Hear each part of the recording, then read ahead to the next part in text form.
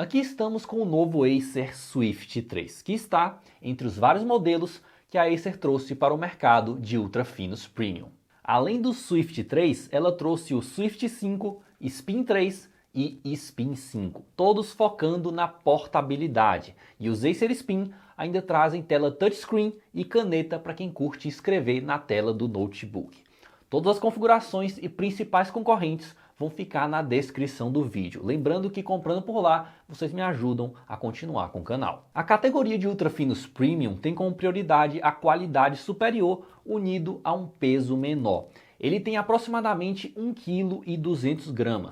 Esse é o primeiro ponto que precisa ser ressaltado. E por que a gente tem que ressaltar esse ponto? Porque o consumidor brasileiro ainda tem mania de comparar notebooks de categorias diferentes por causa do preço. Da mesma forma que tem gente que compara um notebook gamer com um desktop, vai ter gente que vai comparar essa máquina com notebooks que pesam 2 kg ou até mais por serem mais baratos. Se você não liga para o peso e tem como prioridade o desempenho, esse não é o notebook para você. Quem sabe até um desktop não seja uma melhor opção. Tanto aqui como em outros ultrafinos premium, você paga mais caro justamente pelo peso menor. E ultrafinos premium normalmente também tem mais qualidade em outros pontos. Vejam que eu disse normalmente, porque o Swift 3 quebra um pouco esse padrão. Mas tem 4 pontos que eu gostei muito nele. O primeiro foi a construção. Ele é muito bem construído em magnésio alumínio, bem rígido, praticamente não flexiona, ao contrário de outros ultrafinos, como o LG Gram e o Dell Inspiron 7391. O segundo ponto que eu gostei nele é que ele é um notebook extremamente silencioso. Ele raramente deixa a ventoinha no máximo. E mesmo se você executar aplicações pesadas, a ventoinha não é barulhenta.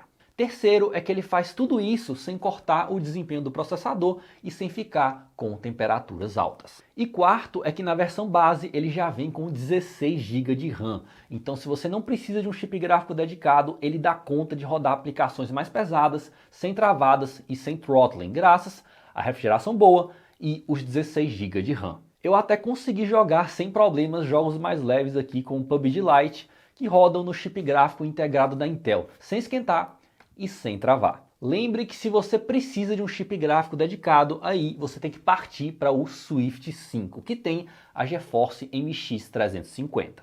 Inclusive, se você for um usuário mais avançado, você pode desbloquear o power para 20 e 25 watts usando o Throttle Stop. Isso faz com que ele fique ainda mais forte. Porém, ele não consegue passar o nosso querido Lenovo S740, pois o S740 tem um power ainda mais alto no modo turbo e refrigeração bem melhor com 2 ventoinhas. Vale ressaltar que não necessariamente o Swift 5 vai ser tão bom em refrigeração como o Swift 3, já que ele tem chip gráfico dedicado e é ainda mais leve com apenas 1 kg. Isso mostra mais uma vez como o power do processador é um fator muito importante em um notebook. Não necessariamente é o modelo, não necessariamente é se ele é um i5 ou um i7. No caso do Swift 3, essa modificação do power é possível porque o sistema de resfriamento dele não teve economia. Ele tem um heat pipe e uma ventoinha maiores do que seria necessário, coisa rara de se ver em notebooks hoje em dia. Por isso, ele também é um notebook silencioso. Só é uma pena que os 16 GB de RAM sejam soldados na placa-mãe. Então aqui você só pode mudar o SSD e o módulo Wi-Fi. E o SSD de fábrica não é super rápido, mas deve atender a maioria dos usuários. Na conectividade, ele traz uma porta Thunderbolt que suporta vídeo e carregamento. Além disso, ele tem as portas padrão, de um notebook comum. Porém, ele não tem nem leitor de cartão de memória, nem porta de rede. Até agora ele foi muito bem, pessoal, mas infelizmente a Acer não levou muito essa máquina para o lado premium no restante dos aspectos. E até exagerou em um ponto específico que nós veremos já já. A tela, por exemplo, é um painel IPS normal de entrada, pelo menos é IPS, mas todos os concorrentes praticamente ficam na frente em questão de qualidade e de brilho maior. Mas para quem prefere, a tela dele é fosca. Normalmente essa categoria não tem tela fosca, já que telas foscas prejudicam um pouco a qualidade da imagem.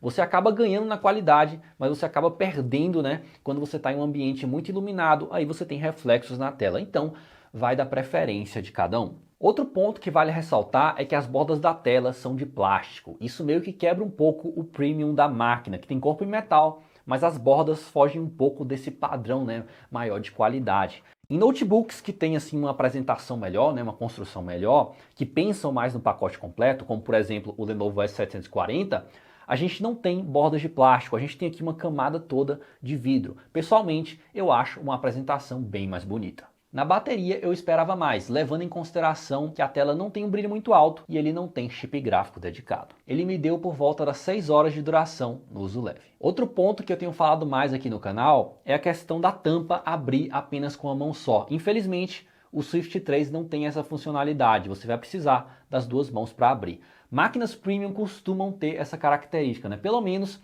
ele tem aquela aberturinha aqui na frente, né, para a gente colocar os dedos, que o Acer Aspire 5 não tem. E o touchpad não tem uma textura muito lisa e quando você toca nele dá aquela sensação de ele estar um pouquinho solto. Ele é praticamente idêntico ao do Acer Aspire 5, tirando a parte de ser meio solto. Então eu diria que o touchpad do Aspire 5 ainda é um touchpad um pouco melhor. E além disso, aqui na parte de baixo do teclado ele tem um leitor biométrico, que não me deu nenhum problema, funcionou normalmente. Os alto-falantes têm uma qualidade ok, mas não impressionam como a concorrência, como o Lenovo S740 e o LG Gram, que são muito melhores nesse aspecto, tanto em questão de volume como de qualidade. Mas a grande decepção para mim desse notebook, pessoal, foi o teclado. E não, o teclado dele não é ruim de digitar, apesar das teclas serem um pouquinho mais resistentes ao clique do que eu prefiro. Porém, isso é uma questão também de gosto pessoal. A grande questão é que o teclado não é retroiluminado, que para mim é algo inaceitável em uma máquina nessa faixa de preço, nessa categoria e com a concorrência que tem. Teclado retroiluminado aqui era o mínimo. Isso é um erro tanto do ponto de vista da concorrência como também da usabilidade. Esse é justamente um notebook focado em quem quer levar para vários lugares, já que ele é bem leve. Sejam esses lugares bem iluminados ou mal iluminados, então para mim é inaceitável. E fiquem atentos que o Acer Spin 3 e Spin 5 também não tem teclado retroiluminado e eles colocam a foto do produto como se ele fosse retroiluminado. Nessa categoria, apenas o Swift 5 tem teclado retroiluminado. É surreal um fabricante vender notebooks que chegam a R$8.000 sem teclado retroiluminado. Mais uma exclusividade do nosso querido Brasil. A Acer fez muito bem em trazer uma máquina super fina e super leve que não sacrifica o desempenho, mas errou em sacrificar a máquina nos outros aspectos. Muitos deles são aceitáveis, mas o teclado foi demais, pelo menos para mim. Eu nem sei se o Swift 3 pode ser chamado de ultra fino premium, apesar de que essa categoria ultra fino premium meio que não é oficial, né? Eu que fico falando aqui no canal, eu nem sei se outras pessoas falam, mas enfim. Se ele tivesse teclado retroiluminado, eu diria que ele é uma opção melhor que o Dell Inspiron 7391, que foi outro ultra fino premium que não atendeu minhas expectativas.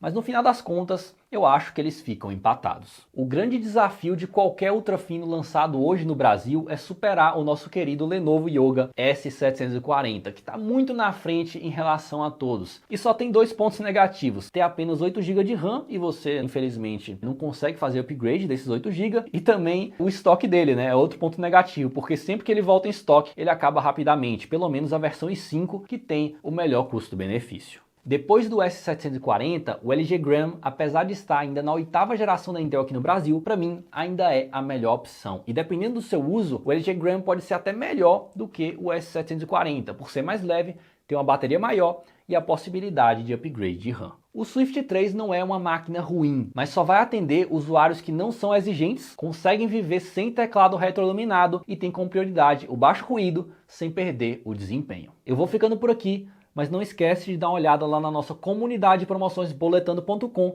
para não perder nenhuma promoção do seu notebook favorito. Um abraço.